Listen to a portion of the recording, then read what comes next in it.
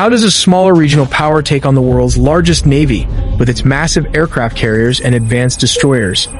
Well, Iran's strategy isn't to face the US head-on. It is to rely on asymmetric warfare. Take this for example. These two civilian ships are sailing near an aircraft carrier. Everything looks completely normal.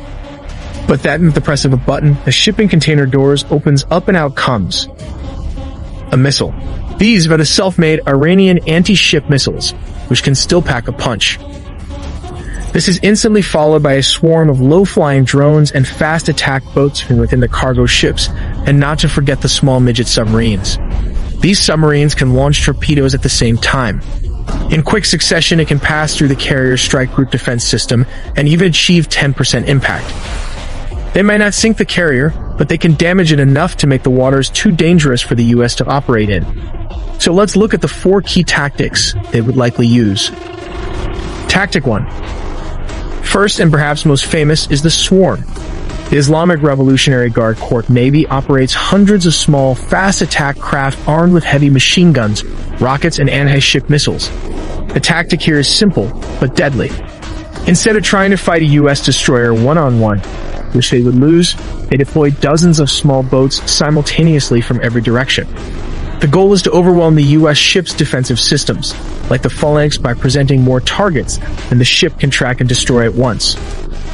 Moving to Tactic 2, mining the Strait. Next, we have the silent killer, mining the Strait of Hormuz. This is the world's most critical oil choke point.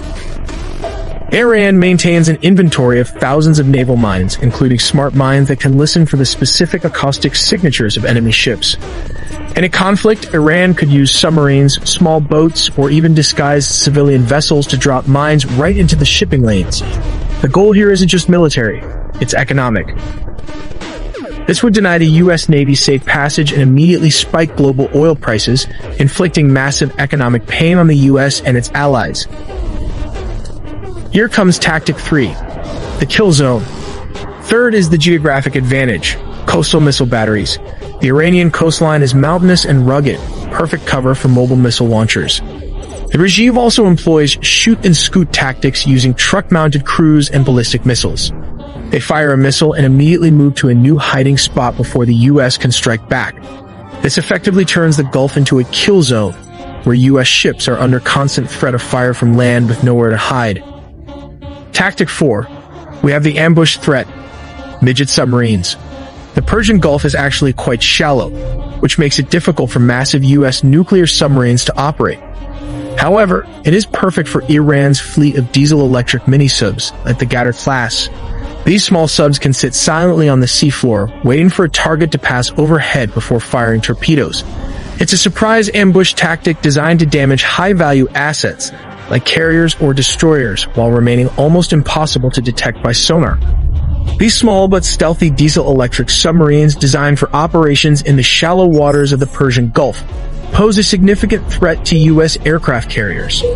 The Ghadar-class submarines, which are difficult to detect due to their small size and low acoustic signature, could position themselves in strategic locations near key naval choke points, such as the Strait of Hormuz. Equipped with heavyweight torpedoes and capable of deploying naval mines, these submarines could launch surprise attacks on US aircraft carriers. By waiting in ambush near expected carrier movements, Ghadar-class submarines could fire a coordinated torpedo strike, targeting the hull and propulsion systems of US carriers. A successful torpedo strike on an aircraft carrier could disable its flight deck operations, significantly reducing the US Navy's ability to project air power in the region. Additionally, these submarines could lay underwater mines in critical sea lanes, forcing US warships into predetermined ambush zones where Iranian missile and drone attacks could follow up.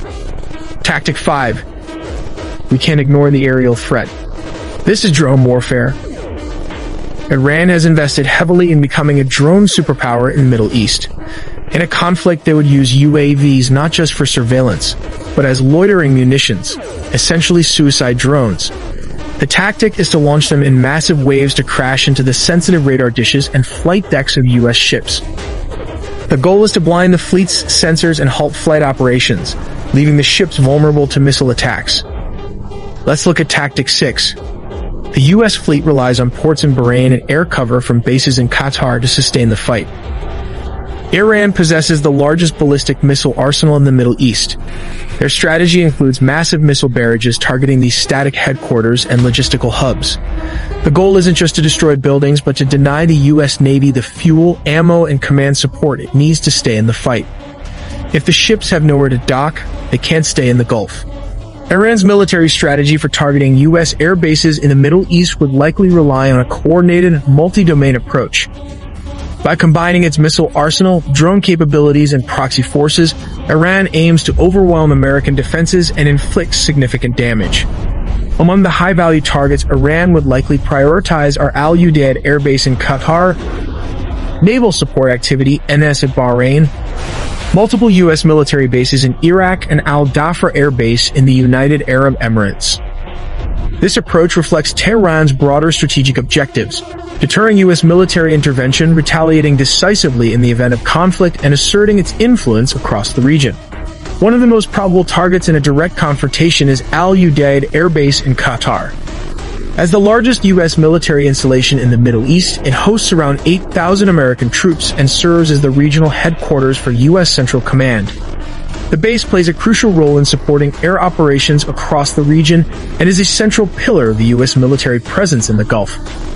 To strike Al Udeid and similar bases, Iran could deploy ballistic missiles such as the Fateh-110, which has a range of about 300 kilometers, or the Qum-1, capable of reaching up to 800 kilometers. If it uses a proximity fuse, it may detonate just above the surface, airburst, to maximize fragmentation and increase the affected area. Complete destruction of unarmored structures and lethal to unprotected personnel. Extreme overpressure, possibly 100 to 300 psi in this zone, will destroy hardened aircraft shelters, fuel tanks, and command posts if directly hit. Depending on where these missiles are launched from, they pose a credible threat to key U.S. installations across the Gulf. In Bahrain, the Naval Support Activity (NAS) base serves as the headquarters of the U.S. Naval Forces Central Command and the U.S. Fifth Fleet. With more than 9,000 American personnel stationed there, it is the only permanent U.S. naval shore base in the Middle East. Its port facilities are capable of accommodating aircraft carriers and amphibious ships, making it a vital maritime hub. Given NSA Bahrain's role, Iran may also target U.S. warships in port or operating in nearby waters. It possesses a highly developed arsenal of anti-ship cruise missiles, launched from coastal batteries or naval platforms, which can threaten U.S. naval superiority in the Persian Gulf. Iran may also exploit proxy forces in Yemen and pro-Iranian militias in Iraq to launch indirect attacks or stir instability within Bahrain itself. In Kuwait, the U.S. maintains a strong presence at Camp Arifshan and Ali Al Salem Air Base, which together host around 13,500 troops as of 2021. These facilities act as key operational and logistical hubs, particularly for U.S. missions in Iraq and the broader Gulf region. They also use the Soviet-era anti-ship missiles with solid booster and liquid fuel attached to it. Produced during the Cold War, is employed for the attacking mission. When launched, the first stage booster fires off for 2 to 3 seconds, after which the second stage takes off. It searches for a target using analog radar. When locked and ready, it can destroy a ship using a hollow-shaped charged warhead. This has the potential to either destroy or sink a cargo ship if it hits at the right angle. Scenario 2. This involves the use of a Soviet-era missile that was re-engineered by the Iranians, converting it into an anti-ship missile. The converted SA-2 missile can be launched from within 45 kilometers or 28 miles from the target. Take, for example, the U.S. destroyers sailing through the Red Sea. When fired, these anti-ship missiles can travel at a speed of Mach 3.5. These actions create a psychological impact and disrupt trade routes. Speaking of Iraq, several U.S. military bases are located relatively close to Iran's western border.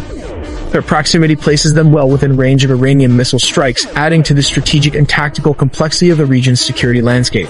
Iran's missile forces are dispersed across hardened underground bases and mobile launchers, which enhance their survivability and make rapid, surprise strikes more feasible.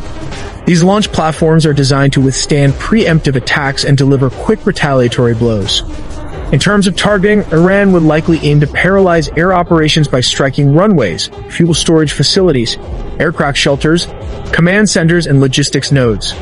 The objective would be to degrade U.S. combat capability quickly and limit its ability to respond effectively.